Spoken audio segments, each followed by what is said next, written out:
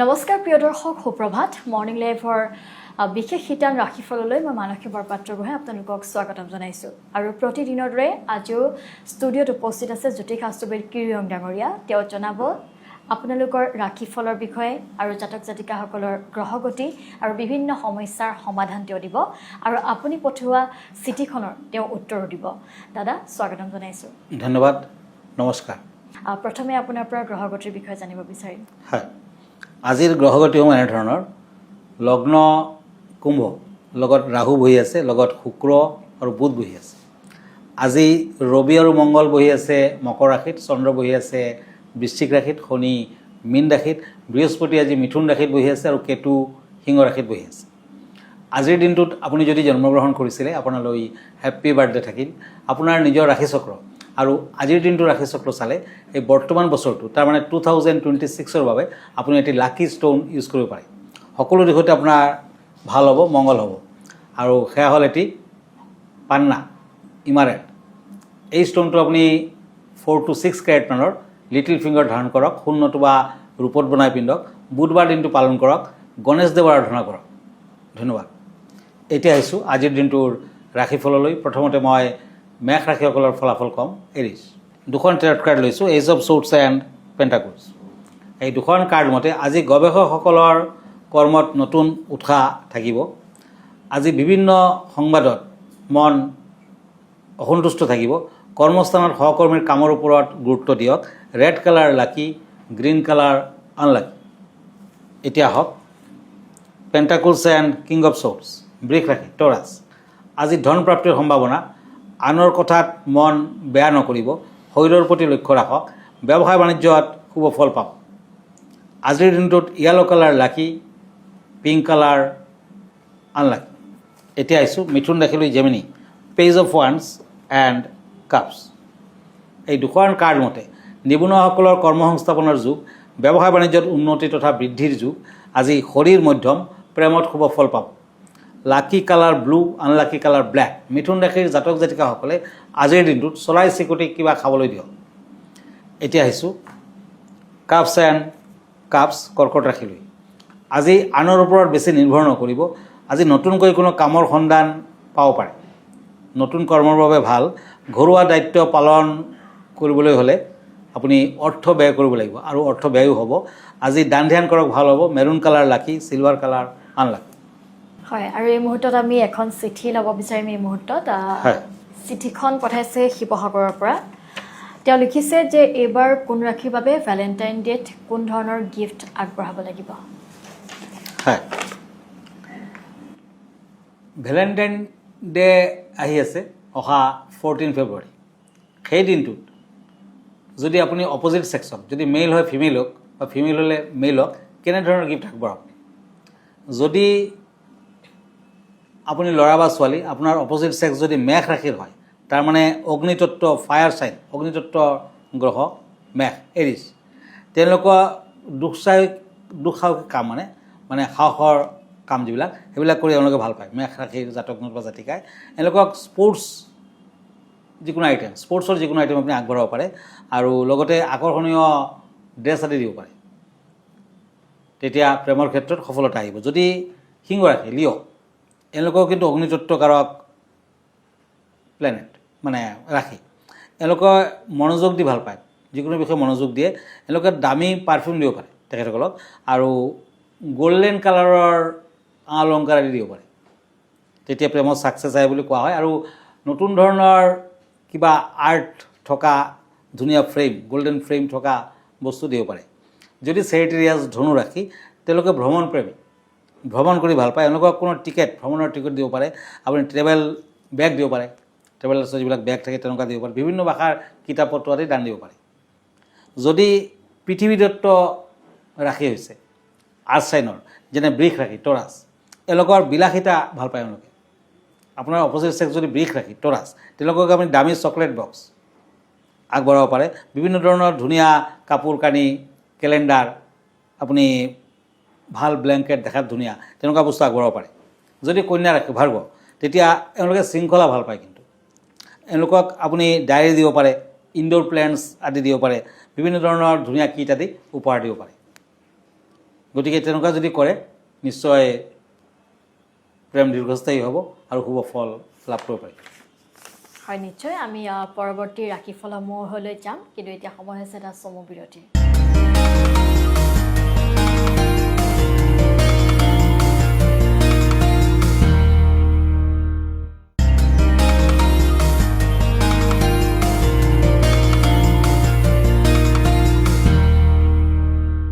দৰ্শকসকল, এটি চমু বিৰতিৰ পাছত আকৌ উভতি আহিছোঁ ৰাশিফলৰ শিতানলৈ। দাদা, পুনৰবাৰ স্বাগতম জনাইছোঁ।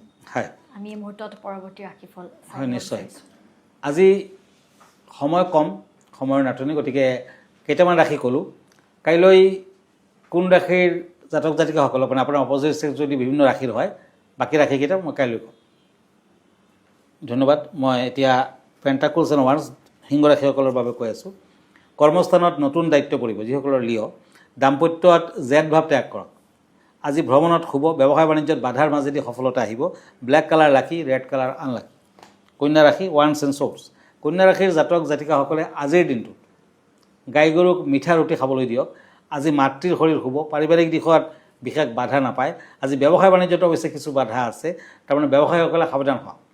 আৰ্থিকত খৰচাৰ মাত্ৰা বৃদ্ধি পাব। খা খৰচা আজি কিন্তু বৃদ্ধি পাব, সাৱধান হওক। প্ৰেমত সন্দেহ থাকিব। Purple colour lucky, yellow colour unlucky. এতিয়া হওক তুলা ৰাশিলৈ, Libra. Pentacles and knight of ওৱান্স। এই দুখন কাৰ্ড মতে আৰ্থিকত প্ৰাপ্য ধন পোৱাৰ আশা কৰিব পাৰে। আজি ভ্ৰমণৰ যুগ আছে। বন্ধুবৰ্গৰ পৰা সহায় সহানুভূতি লাভ। আজি শত্ৰুৰ পৰা সতৰ্কতা অৱলম্বন কৰক, শত্ৰুৱে আমনি কৰিব পাৰে। পিংক কালাৰ লাকি, গল্ডেন কালাৰ আনলাকি। এতিয়া আহিছোঁ বৃশ্চিক ৰাশিলৈ, স্কৰপিঅ' ওৱান্স এণ্ড পেণ্টাকলছ। আজি সন্তানৰ পৰা সুসংবাদ লাভ। বিদ্যাত বাধা আছে। ব্যৱসায় বাণিজ্যত আৰ্থিক সমস্যাৰ সমাধান হ'ব, তাৰমানে ব্যৱসায় বাণিজ্যত শুভ ফল পাব। আজি ঘৰুৱা দিশত অৱশ্যে মধ্যম ফল। আজিৰ দিনটোত অৰেঞ্জ কালাৰ লাকি, মেৰুণ কালাৰ আনলাকি। হয়, আৰু প্ৰত্যেক দিনে দাদাই আপোনালোকৰ বাবে একো বিশেষ বিষয় লৈ আহে, আপোনালোকক বিভিন্ন সমস্যাৰ তেওঁ সমাধান দিয়ে। দাদা, আজিৰ বিষয়টো কি? হয়, আজিৰ বিষয় হৈছে অহা 15ত শিৱৰাত্ৰি, 15 ফেব্ৰুৱাৰী শিৱৰাত্ৰি। সকলোৱে নিশ্চয় সাজু হৈ আছে। গতিকে আজি কম সমুদ্ৰ মন্থনৰ সময়ত শিৱই যে বিষ পান কৰিছিলে, গতিকে তেখেতৰ কণ্ঠ নীলাবৰ্ণৰ হৈ গৈছিলে, সেই বিষয়ে। নীলকণ্ঠ কাহিনীৰ তাৎপৰ্য সাগৰ মন্থনৰ ফলত উৎপন্ন হোৱা বহুতো বস্তুৰ ভিতৰত হলাহল নামৰ এক ভয়ংকৰ বিষো আছিল। এই বিষ ইমান মাৰাত্মক আছিল যে ইয়াৰ সংস্পৰ্শলৈ অহা প্ৰতিটো জীৱৰে মৃত্যু হ'বলৈ ধৰিছিল। আনকি দেৱতা আৰু অসুৰসকলো উশাহ বন্ধ হৈ মৃত্যুৰ মুখত পৰিছিল। এই সময়তে ভগৱান ব্ৰহ্মা আৰু বিষ্ণুৱে সহায়ৰ বাবে ভগৱান শিৱক প্ৰাৰ্থনা কৰিছিল। কেৱল ভগৱান শিৱৰে সেই মাৰাত্মক বিষ নিয়ন্ত্ৰণ কৰাৰ আৰু হজম কৰাৰ শক্তি আছিল। যিহেতু তেওঁৰ সেই সামৰ্থ্য আছিল, সেয়েহে শিৱই সেই বিষ পান কৰাৰ দায়িত্ব লয়। তেওঁ বিষ পান কৰাৰ লগে লগেই তেওঁৰ শৰীৰত বিয়পি পৰিবলৈ ধৰিলে।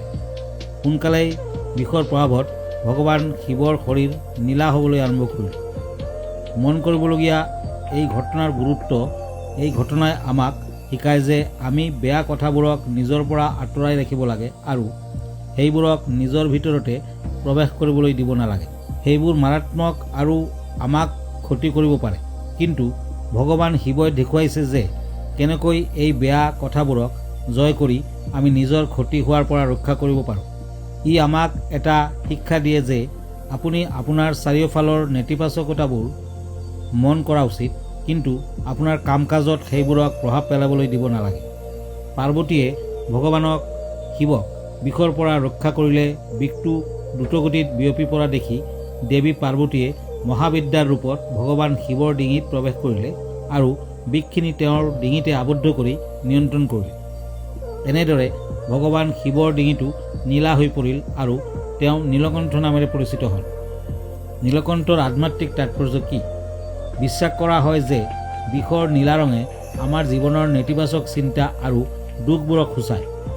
শিৱৰ ডিঙিত আবদ্ধ হৈ থকা বিষটোৱে বুজায় যে নেতিবাচকতাক আমি পান কৰিব নোৱাৰোঁ, ভিতৰলৈ নিব নোৱাৰোঁ বা উলিয়াই দিব নোৱাৰোঁ, কিন্তু ইয়াক নিয়ন্ত্ৰণ কৰি কালক্ৰমত নিষ্ক্ৰিয় কৰি তুলিব পাৰি। গতিকে নীলকণ্ঠই আমাক এই শিক্ষাই দিয়ে যে আমি আমাৰ সকলো নেতিবাচক চিন্তাক নিয়ন্ত্ৰণ কৰিব লাগে আৰু লক্ষ্যত উপনীত হ'বলৈ নিৰন্তৰ কাম কৰি যাব লাগে। দাদা এই মুহূৰ্তত পৰৱৰ্তী ৰাশিফলকেইটা আমি চাই লওঁ। হয়, এতিয়া চ'ৰ্টছ এণ্ড পেজ অফ চ'ৰ্টছ ধনু ৰাশি চেটেৰিয়াছ। আজি ভাই ভনীৰ পৰা আনন্দ লাভ, কৰ্মত সফলতা লাভ, আৰ্থিকত বিশেষ বাধা নাপায়, মানে আৰ্থিক দিশত তেনেকুৱা বাধা নাই। দাম্পত্য চিন্তা থাকিব। ধনুৰাশিৰ জাতক জাতিকাসকলে আজি ষ্টীলৰ আঙুঠি পিন্ধক, চিলভাৰ কালাৰ, ষ্টীল কালাৰ লাকি, ব্লু কালাৰ আনলাকি। এতিয়া আহিছোঁ মকৰ ৰাশিলৈ, কেপ্ৰিকৰ্ণ, পেণ্টাকলছ এণ্ড পেণ্টাকলছ। আজি মান সন্মানৰ ক্ষেত্ৰত উৎসাহ বৃদ্ধি, বিদ্যাত শুভ, নতুন ব্যৱসায় বাণিজ্যৰ আৰম্ভণি কৰিব পাৰে, পত্নী ভনীৰ পৰা সহায় সহানুভূতি লাভ, গ্ৰে কালাৰ লাকি, পাৰ্পল কালাৰ আনলাকি। এতিয়া আহিছোঁ পেণ্টাকলছ এণ্ড হেংমেন, কুম্ভ ৰাশি, একুৰিয়াছ। আজি কৰ্মৰ ক্ষেত্ৰত সহকৰ্মীৰ লগত মতবিৰোধ, কাজিয়া পেচাল আদি, চলাফুৰাত সতৰ্কতা অৱলম্বন কৰক, মানসিক কষ্টত ভুগিব পাৰে। প্ৰেমত উৎসাহ বৃদ্ধি, বিদ্যাত শুভ ফল, green colour lucky, pink colour unlucky.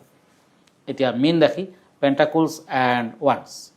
এই দুখন কাৰ্ড মতে আজিৰ দিনটোত ব্যৱসায় বাণিজ্যত ভবামতে সফলতা লাভ কৰিব পাৰিব। যান বাহনৰ পৰা সাৱধান হওক, পাবলগীয়া ধন ঘূৰাই পাব পাৰে, মনৰ আশা পূৰণ হ'ব পাৰে। এতিয়া আহিছোঁ আজিৰ দিনটোৰ যাত্ৰা আদিৰ ক্ষেত্ৰত। আজি তিথি কৃষ্ণা দশমী, 29 মাঘ। আজি দুপৰীয়া পিছত কৃষ্ণ একাদশী পৰিব। আজি জ্যেষ্ঠ নক্ষত্ৰ দেৱাৰীগণ, যাত্ৰা নাই, চন্দ্ৰঢগ্ৰা দোষ আছে। শুভকৰ্ম, গৰ্ভাধান, নতুন কাপোৰ লোৱা, ৰত্নধাৰণ আদি। আজি কলমৌ শাক খোৱা নিষেধ। আৰু ধন্যবাদ জনাইছোঁ দাদা। আৰু এনেধৰণৰ আপোনাৰ বিভিন্ন সমস্যাৰ সমাধান বিচাৰি দাদাক যোগাযোগ কৰিব পাৰে। আৰু প্ৰতি দেওবাৰে নিশা 10 বজাত প্ৰাগ নিউজত পোনপটীয়া সম্প্ৰচাৰ যোগে আপোনালোকে যোগাযোগ কৰিব পাৰে বিভিন্ন সমস্যাৰ সমাধান বিচাৰি। আৰু চিঠি যোগেদিও আপোনালোকে প্ৰেৰণ কৰিব পাৰে আপোনাৰ সমস্যাটি, আৰু দাদাই দিব আপোনাক উপায়। আৰু দাদাৰ ঠিকনাটো হৈছে পল্টন বজাৰ, গুৱাহাটীৰ পল্টন বজাৰ স্থিত চেম্বাৰতো আপুনি যাব পাৰে। দাদা আপোনাৰ ঠিকনাটো এবাৰ জনাই দিব। হয়, মন কৰিব এভৰি ছানডে নাইট 9টামান বজাত মই লাইভত আহোঁ, লাইভ প্ৰগ্ৰামত আহোঁ। আপুনি ফেচবুক পেজত মোক চাৰ্চ কৰিব পাৰে। মই ইনষ্টাগ্ৰামত আছোঁ, মই ইউটিউবতো আছোঁ।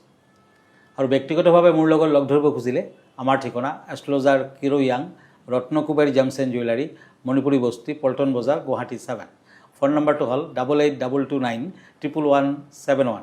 আৰু এটা নম্বৰ হ'ল 9957421212।